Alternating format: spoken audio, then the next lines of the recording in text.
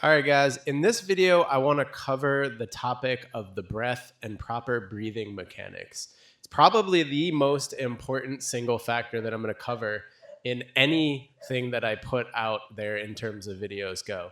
The breath kind of serves as the foundation for the way the rest of the body interacts. And we've probably heard a million different things about proper breathing and proper breathing mechanics, some of which conflict each other, and there's reasons for that, which I can cover as well. But the first principle, guys, I want you to think about is the way that our body holds itself up in space.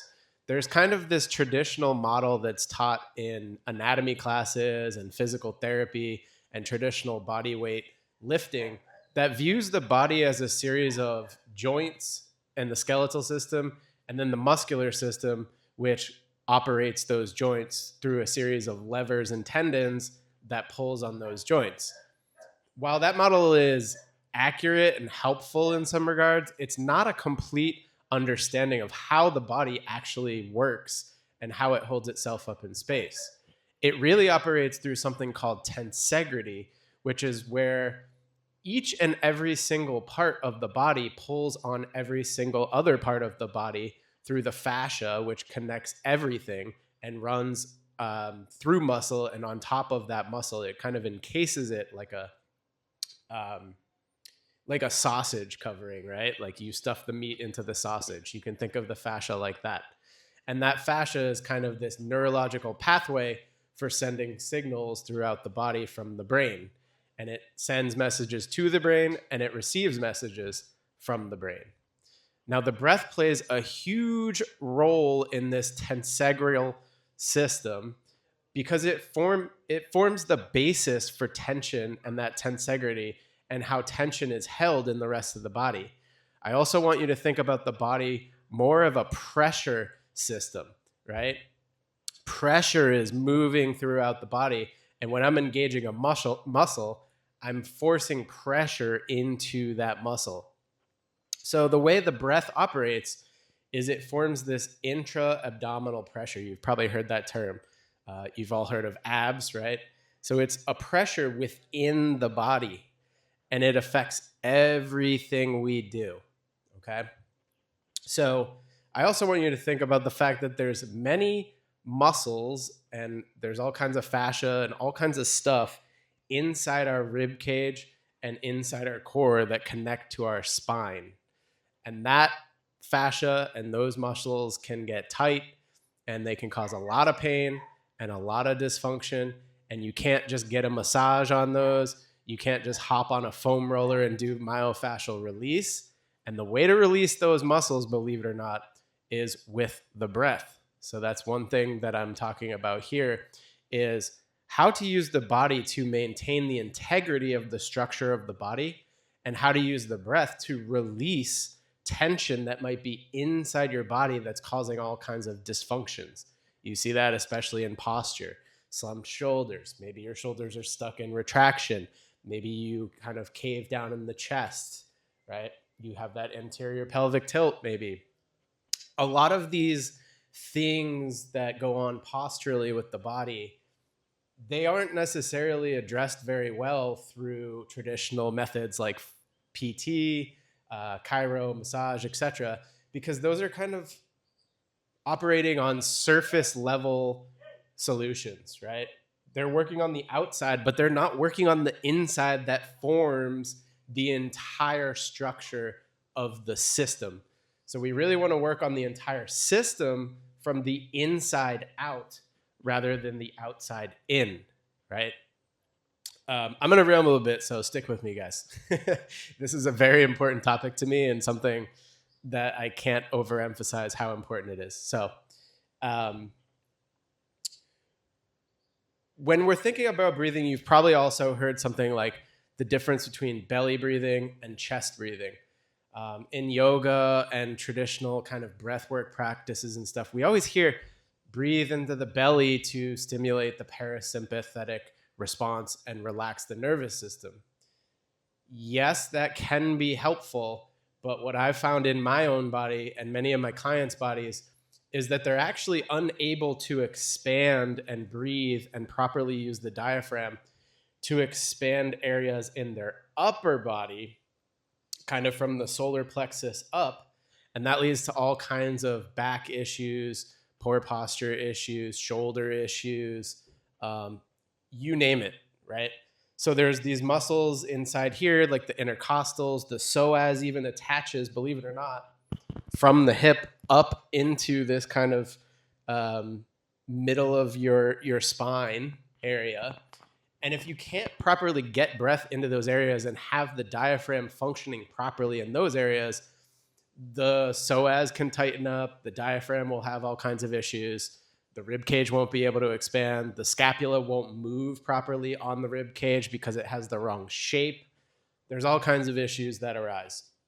So when we think about belly breathing, it's helpful in some regards, but what I really want you to think about is 360-degree full breathing. So not only into that belly, kind of 3 finger lengths down from the belly button there, that's where the breath should originate, but it should fill your entire rib cage, creating that nice structure for the rest of your body and the rest of your limbs to kind of operate on top of, right?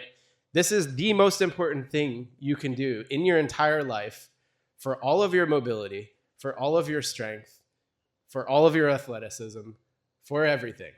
That is my view, and I am very passionate about this view after experiencing it within my own body.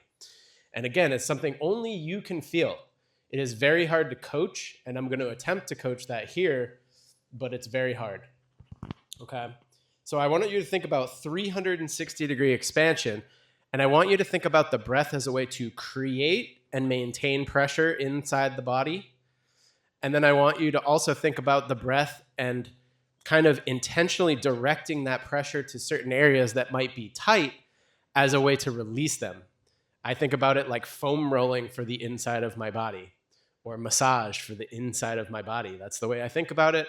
That's the way I am now able to make the mind-muscle connection in my own body, and I can release things like my psoas and diaphragm just by using my breath. And that's what I want you guys to be able to do with the breath.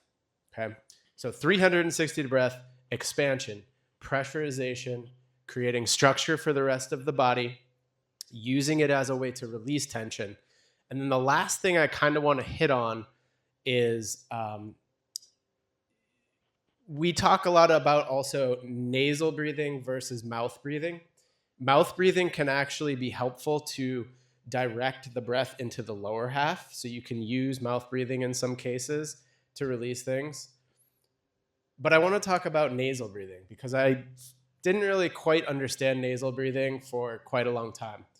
You hear that nasal breathing is good and stimulates the parasympathetic response, helps the body relax, etc. It absolutely does, but there is a limiting factor. There's actually 2 limiting factors there that I've found in my own practice. The first of which being any forceful breathing using the neck muscles, especially like the scalenes, and I can never say the word, but it's like the sternoneoclastoid. It kind of connects to the collarbone and lifts the collarbone up and allows air to get into that upper chest. But if you are breathing through the nose, but you're still using any neck muscles or those kind of muscles that attach to your collarbone, you're not going to get the parasympathetic response and relaxation that nasal breathing touts, or at least you're not going to get 100% of those benefits. So in every breathing drill we do, when you're breathing throughout your day, I want you to be very conscious of when you're using your neck to assist your breathing, and I want you to try to eliminate that. Think of a hollow tube just running from your mouth and your nose all the way down to your pelvic floor. And think about keeping that tube open and just allowing the air to flow through there without forcing it using the neck or anything like that. Okay. I can go into how breathing with the neck affects forward head posture and all kinds of stuff, but this is already a doozy, I know. But again, I think it's the most important topic that I could possibly ever cover for any human in the entire world. That's how much I think this is important. So, talked about nasal breathing, talked about neck, eliminating the neck. The other thing I want you to think about is we all know it's bad to hold the breath, right? Now, this is also something I have a new relationship within my own body. There can be holding of the breath as a figure of speech in certain areas of your body based on your diaphragm function and that mind muscle connection to your diaphragm. So the diaphragm moves down as you breathe in, almost like a suction, like a French press, right? It's moving down, creating pressure, drawing air in, and then filling the lungs. Our lungs don't act like muscles. They don't pump air in and out of our body. It is our diaphragm that moves, creates that pressure, and sucks the air in to our lungs.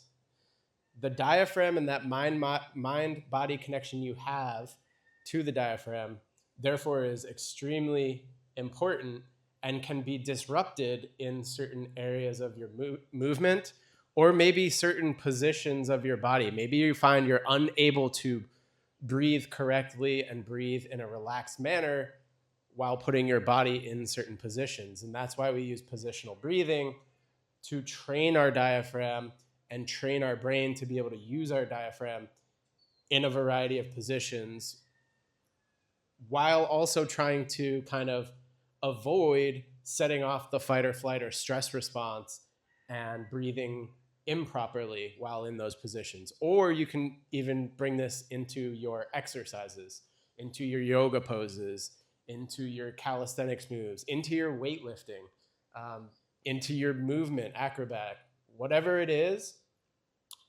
Your breath is going to affect your performance. It's going to affect your nervous system and all those things. So when we are doing breathing drills, when we are doing anything, any form of movement for that matter, I want you to think about trying to have a relaxed breath that's nice and steady with, 4 or 5 second inhale, 4 or 5 second exhale, and also paying attention to where you might be holding your breath in certain areas of your body, or you might be creating tension in a certain area of your body as you try to breathe. Be very conscious of that. Go deep, deep within yourself and explore those things.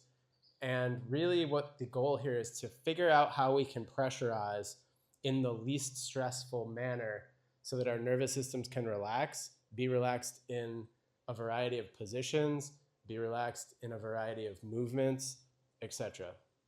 There's a whole lot more I could talk about breath and explain, but hopefully this gives you a good starting point. And if you guys stuck around this long, thank you so much for hearing me ramble. If you have any questions, also let me know.